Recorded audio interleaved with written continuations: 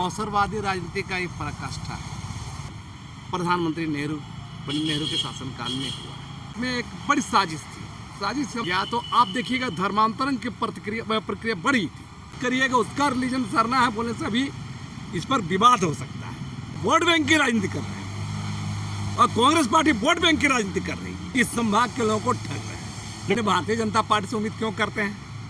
ये लोग बड़ा बड़ा बात करेंगे भाजपा वाले लोग, लेकिन करेंगे नहीं। तो अभी नौटंकी कर रहा है। मैंने ये इससे बड़ा नाटक क्या हो सकता है? नोट कर रहे हैं, चाहे वो शिरोमटोली का सरना स्थल की मामला हो, आपके नाम पर सरना कॉलोनी के नाम पर वो ठगने वाला लोगों के साथ यहाँ के आदिवासियों को गुमराह किया जा रहा है। मैंने भाजपा तो ठगले है, जेने भी ठग रही है।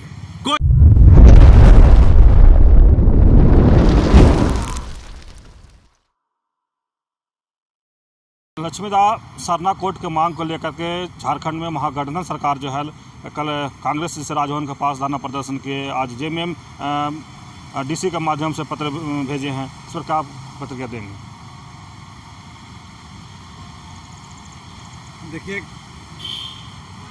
सरना कोर्ट को लेकर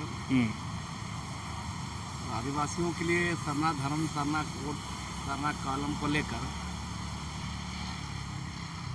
कांग्रेस पार्टी कार्यक्रम कर रही है।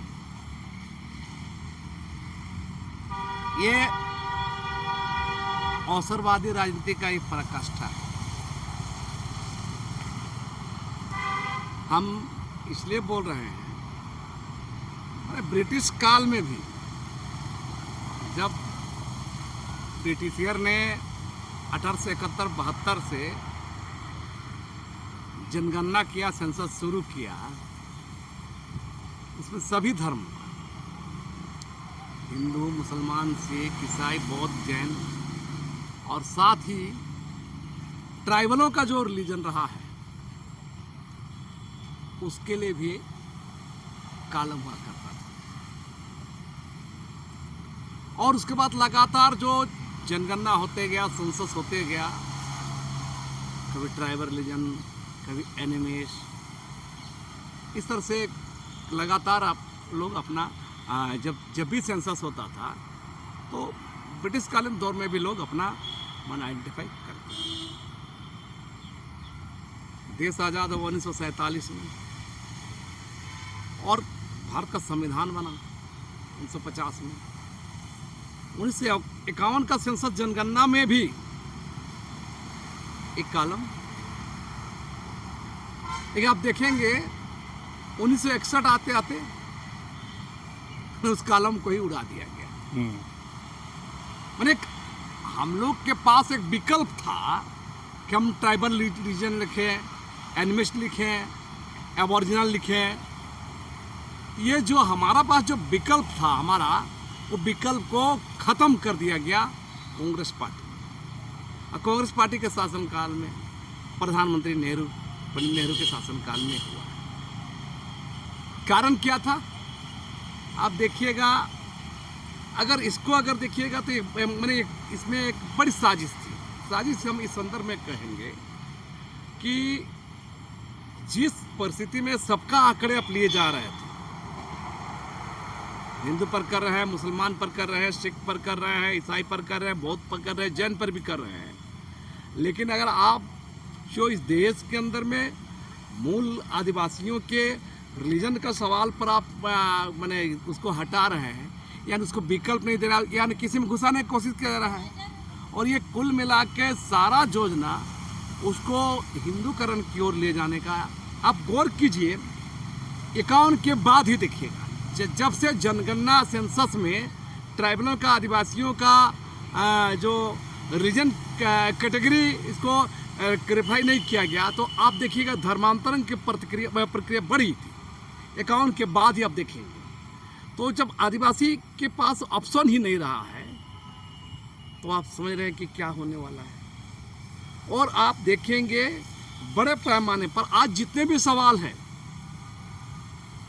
धर्मांतरण के सवाल को लेकर, चार्जशीट का हो या कोई भी चीज़ों पर माने कन्वर्सन का सवाल हो, तो ये सामने आने का कारण रहा है कि आदिवासियों के पास चॉइस नहीं था।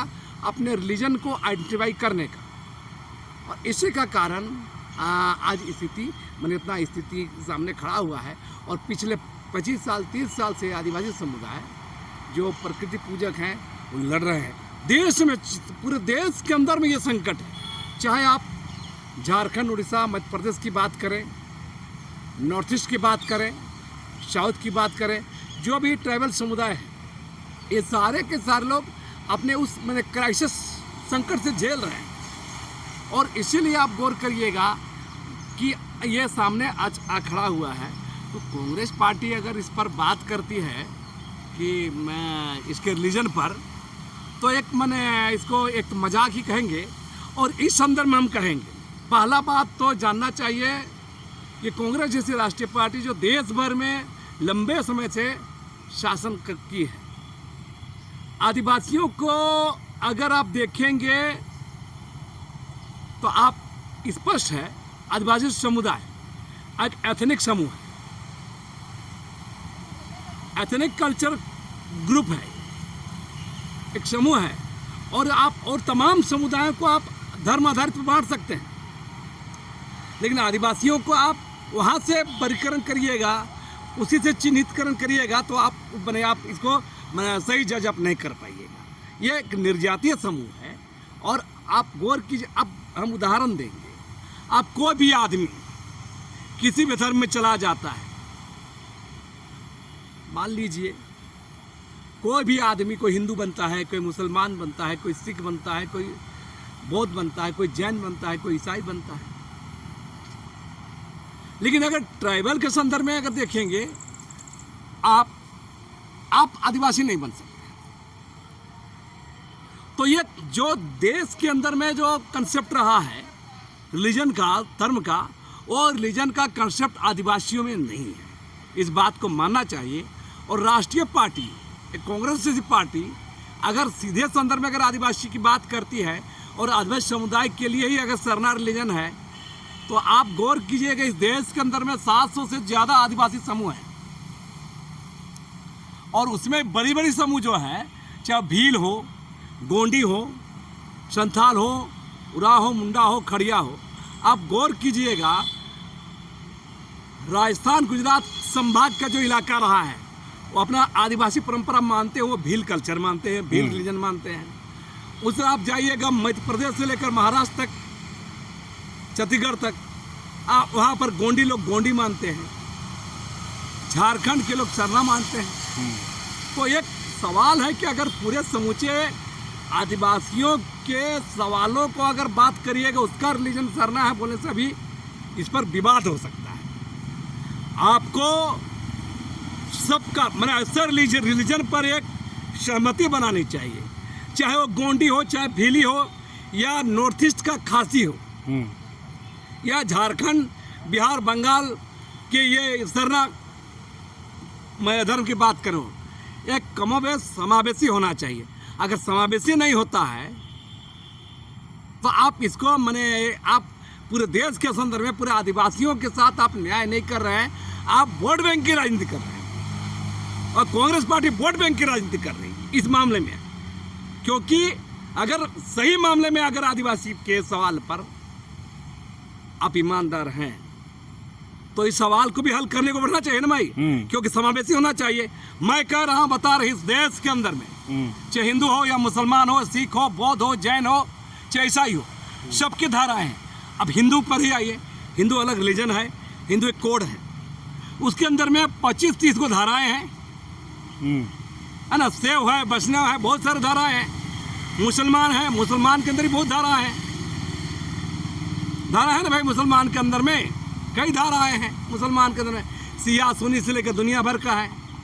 यहाँ तक बता, सबसे ज़्यादा कम आबादी वाली जैन समूह है, मात्र 44 लाख है इस देश के अंदर, मात्र 44 लाख।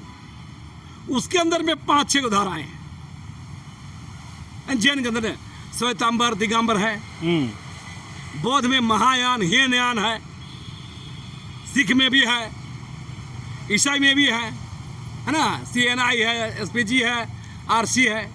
तो मेरा कहना है कि अगर आप समावेशी अब नहीं करिएगा, तमाम लोग आदिवासी समुदाय को मिला करके जितने भी प्रकृति पूजक आदिवासी समुदाय हैं, चाहे वो सरना हो, गोंडी हो, भील हो, खासी हो, या और भी जितने निर्जातीय समूह के जितने भी कस्टम सिस्टम रिलीजन प्रक्रिया है, उसको लेके आप अगर आगे नहीं बढ़िएगा तो आप महज वोट बैंक की राजनीति कर रहे हैं और झारखंड, बिहार, उड़ीसा के इस संभाग के लोगों को ठग रहे हैं। लेकिन नेताजी, इस तरह से आप बोले कि कांग्रेस वोट बैंक की राजनीति कर रही है, तो उन लोग तो कहना है कि बीजेपी भी सरकार, तीसरा टर्म मोदी जी का सरकार है, उसमें कोई पहल नहीं कर पाई अभी तक। नहीं, भारतीय जनता पार्टी से उम्मीद क्यों करते हैं? भारतीय जनता पार्टी कोई अलग टास्क लाई है। जिस कांग्रेसी शासनकाल में 1961 के में प्रधानमंत्री जवाहरलाल नेहरू के शासनकाल में ये अलग कालम 1961 हटाया गया, इसका कंसेप्ट क्या था कि आदिवासियों को हिंदू में समाहित कर दो, और भाजपा उस मामले में चैंपियन है, तो भाजपा क्यों करेगा? भाजपा तो इस मामले में चैंपियन है, वो क्यों करेगा? ये लोग बड़ा बड़ा बात करेंगे भाजपा वाले लोग, लेकिन करेंगे नहीं। तो सवाल है, सब यहाँ लुका छिपी खेल खेल रहा है और किसी को करनी धरनी कुछ नहीं है। जब सत्ता में रहेंगे तो काम नहीं करेंगे, विपक्ष में रहेंगे तो वोट बैंक के लिए राजनीति करेंगे, और यही अभी चल रहा है। पूरे संदर्भ को देखिएगा कि इस मामले में ब्रिटिशर लोग ज़्यादा ईमानदार थे।